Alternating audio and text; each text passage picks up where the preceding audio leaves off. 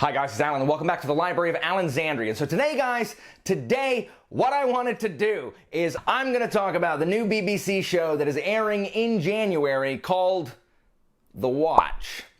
So this came to my attention like a little while ago because I saw like some production photos and I was like, no, come on now. And I just ignored it because this is a show that is theoretically inspired by Terry Pratchett's The City Watch books, like Guards, Men at Arms, Feet of Clay, which you know are my favorite of the Discworld books. And the whole aesthetic just doesn't even look right. And so then we're hanging out in a Discord because we're buddy reading Django, me and some people in the Discord, and there's some others who are reading Men at Arms or Guards. And my buddy Sam brought up like, hey, have y'all seen this? And he links a picture of the production photos to The Watch, and it just engaged in this huge discussion, and we decided that I need to do a video of me reacting to The Watch trailer. Because guys, there's not really anything good gonna be in here. And by reacting to this, I can talk about the things that I do not like, that have missed the mark, if you will, for this show. So, without wasting any more time, let's go ahead and get this started, and you can watch me watch this trailer. Okay. Okay, lightning. The subtle appearance of this creature. Okay, this is Dragon from Guards. A magical phenomenon. Vimes. You will officially And that's the patrician? cease to pursue any further inquiries. Well, the patrician's a guy. You have the right to remain silent. Okay, drunk vibes. Dorfl. Is this one of those situations where you want me to do the exact opposite of what you just told me to do? I don't know, Vimes. Is it? If we are going to die, let's stand with our boots on, shall we? Vimes doesn't ask that. Something wrong with your hand, Vimes? No. Sir. Nope, nothing at all. I'm sorry. No. Only true lovers can hear Wayne. I'm not. Oh, no lovership. We're colleagues. Really good friends. Turn it down, Carrot. Okay, there are so many things wrong with this. What is this aesthetic? What is going on? Why are they playing in a rock band? I mean, I guess soul music and stuff, but okay, so this seems to be a combination of Night Watch and Guards, and we've got Dorfl, so it's Feet of Clay. Also, Cheery's there. Okay, there are so many things wrong. Let me just address the first one. The biggest one, Samuel Vimes would never flick off the patrician. Like, it's important for us to understand that. Vimes is law and order. Vimes is going to do the right thing, but also is afraid of the patrician and kind of stays in line with the patrician and does what he is told unless the patrician tries to stop him from doing his job. But he doesn't ask the patrician. He doesn't go like, oh, is this, you'd want me to do the exact opposite? No. Like, why is that so on the nose? Vimes just kind of does the opposite thing. And the patrician knows that that's how he gets him to do things. He would never flick off the patrician. He's way too afraid of the patrician. Like, I strenuously object with this decision by the writers of this. Second, the patrician's a guy. Like, in the books, it's a man. Like, it is. And it's based on Niccolo Machiavelli and the Medici guy, whoever the head of the Medici family is, in Assassin's Creed 2, whichever one. Lorenzo. It's based on those two guys. Dorfl's already there, so this is kind of a blend between Guards and Feet of Clay, it would appear. So, like, from this point on, I'm going to talk about spoilers with some characters from Feet of Clay and Men at Arms, so if you don't want those spoilers, you're going to have to go. Just understand, I didn't like this, or you can just hang around for the rant. It's not that big of a deal, but I'm going to talk about Angua and Cheery specifically.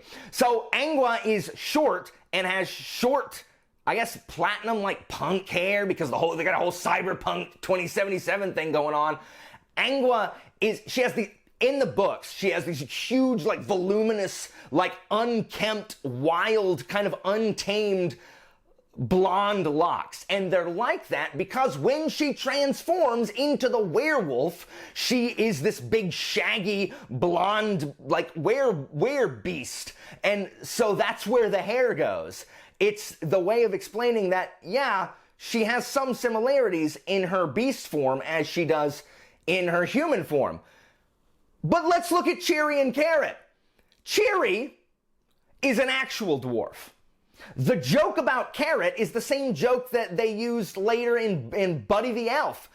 Carrot is a human raised by dwarves. He is huge. That's how they figure out that he's not really a dwarf, because he's enormous. The problem is, Cheery is actually a dwarf, yet in this is taller than Carrot, who is not a dwarf. I don't know what's going on. Like the people who made this show are the same people who think that the We Free Men is the best Discworld book. It doesn't seem to care about its source material at all. I don't know why they what we need? Like a really edgy, edgelord, have people leaning everywhere, like punk rock watch.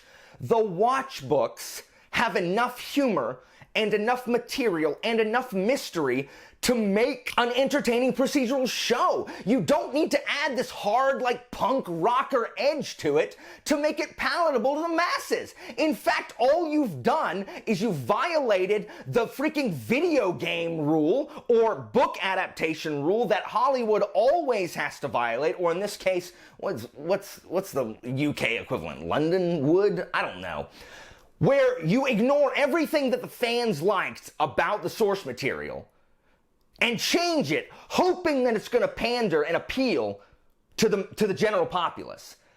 Well, no, and what you've done, and this is why video game movies are so terrible, the general populace still doesn't care because it's dumb, because it's generic, because you've removed everything that made it special and unique, but now you've alienated the actual fans of it. Who's going to watch this that likes the watch? And from what I've read, Terry Pratchett's daughter doesn't even sign off on this. She says she doesn't like it and says it's garbage. Neil Gaiman, Terry Pratchett's bro, Neil Gaiman says, and I gotta find the quote, Neil Gaiman says of this show that it's not Batman if he's now a news reporter in a yellow trench coat with a pet bat. Saying that they've strayed so far from the source material that Pratchett's influence isn't even recognizable. Look at Lady Sybil. In this, Lady Sybil's supposed to be this awesome, butt-kicking, strong, partner to Vimes in the Watch. Look, Lady Sybil is a strong female character, as anyone who tells you, who has read these books will tell you. But she is not this skinny, lithe fighter woman who says that Vimes has to take power to change anything. No, because it says that in one of the other trailers. No, dame.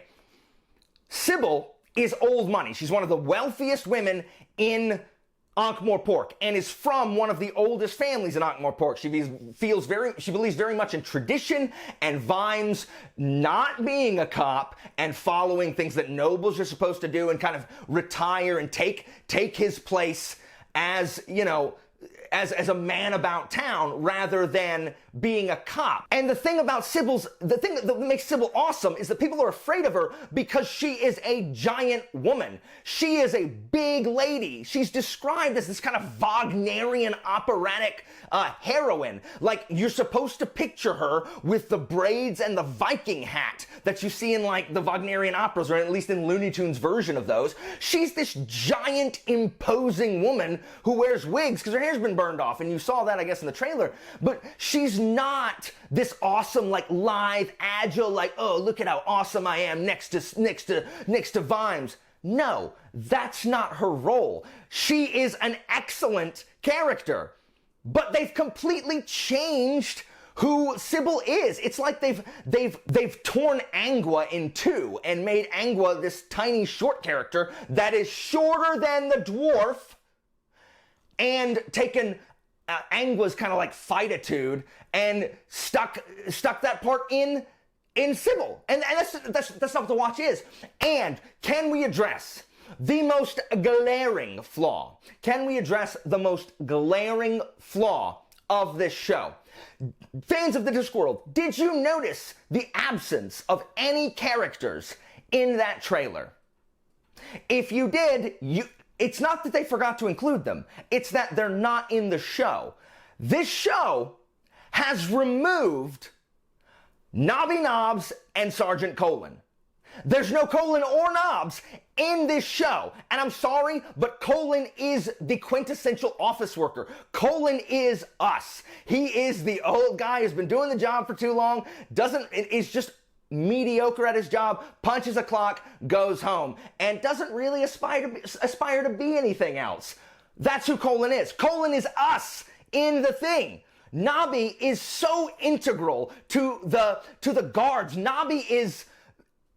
He's Nobby. Colon and Nobbs are like the ultimate pair. They're the Laurel and Hardy. They're the Abbott and Costello. They are the Batman and Robin. Whatever other duo, the Alcibiades and Socrates. I don't even know how you get away with removing Nobby and Colon. It's because Nobby and Colon aren't BA enough. Oh, they're not like awesome enough to be able to like knock people out with like either awesome like attack moves, because that's what the watch is about. It's about fighting. No, it's freaking not. It's about doing the right thing. It's about being a police officer no matter what. You can't remove it. It's about doing the right thing even when the city doesn't want you to.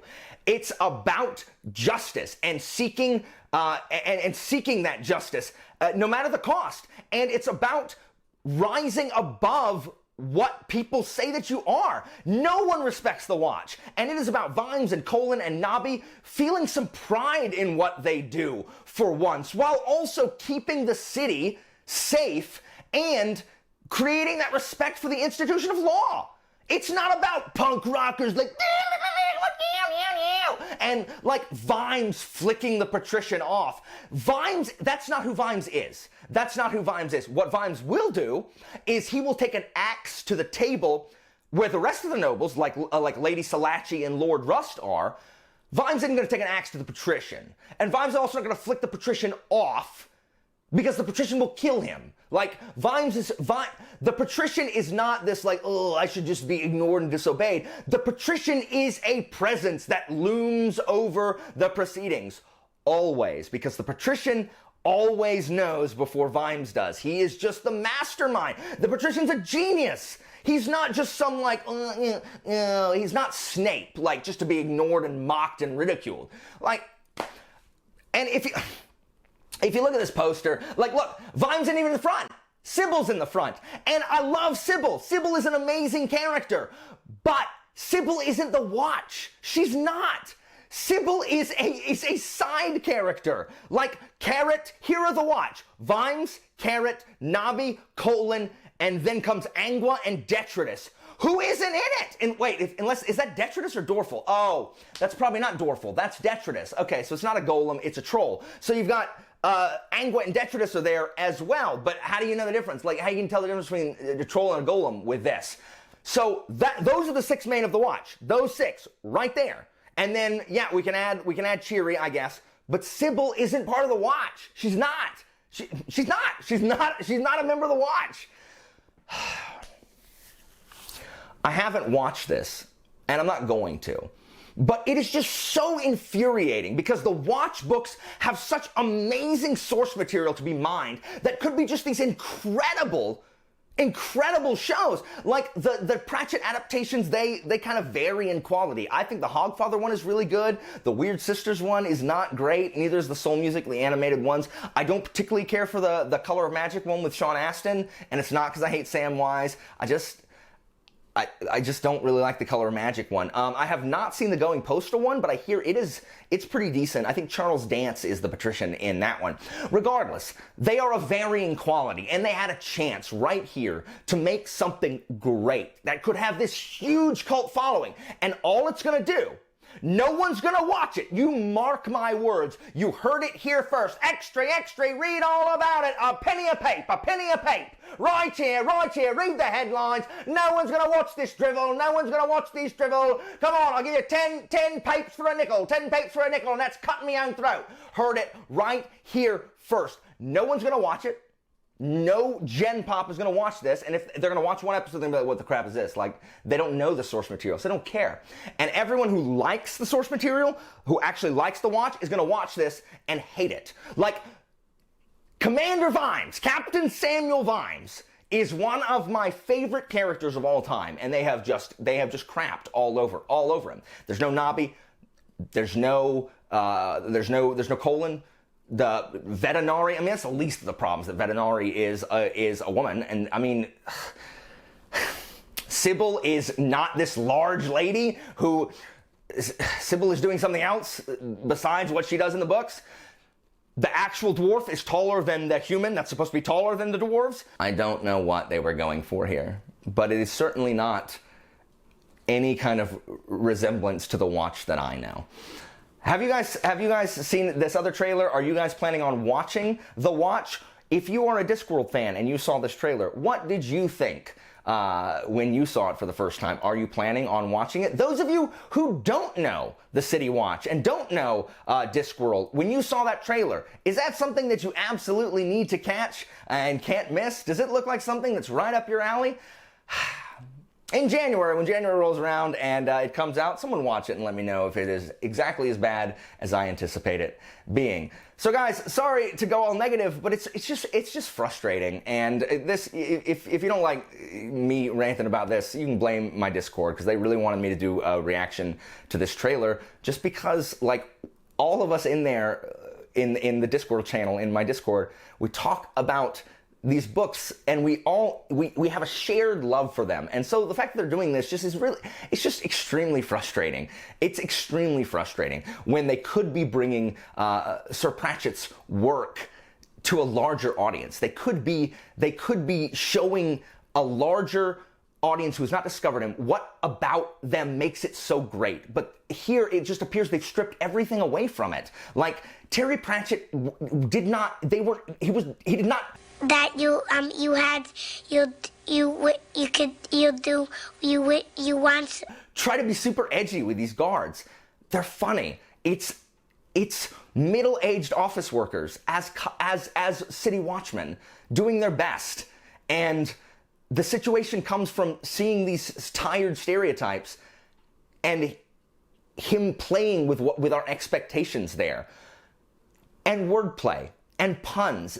I promise you, these jokes are going to be heavy-handed, and there's not going to be anything subtle or like referential. It just fills me with great sadness. Anyway, thank you guys so much for watching. Information about my Discord and my Patreon, if you want to support financially what I do here, are in the description as per usual. And guys, I will see you next time.